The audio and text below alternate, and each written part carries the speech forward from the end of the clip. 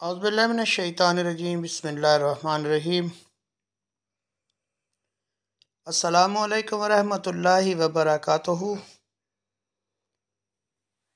آپ کا اپنا ڈاکٹر محمد حنیف جنجوعہ الحسینی روحانی دنیا 92 میں حاضر خدمت ہے۔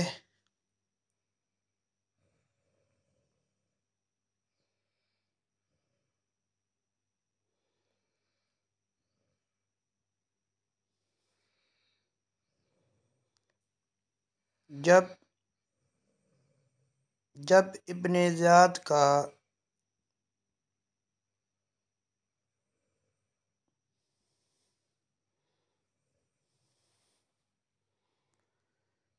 ابن زیاد کا سر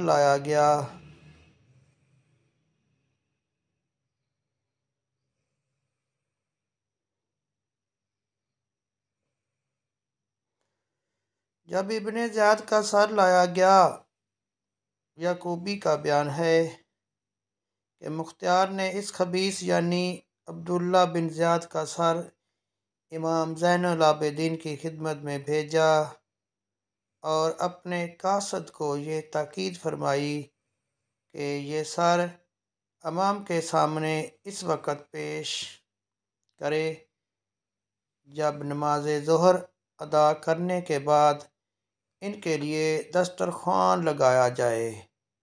مختار کا قاصد امام کے دروازے پر اس وقت پہنچا جب لوگ کھانا کھانے کے لیے امام کے گھر میں داخل ہو رہے تھے۔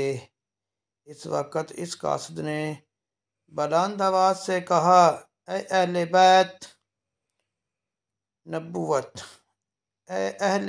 نبوت، اے خاندان رسالت، اے نزول ملائکہ کے مرکز اور اے وحی الہی کی منزل، میں مختار بن ابی عبیدہ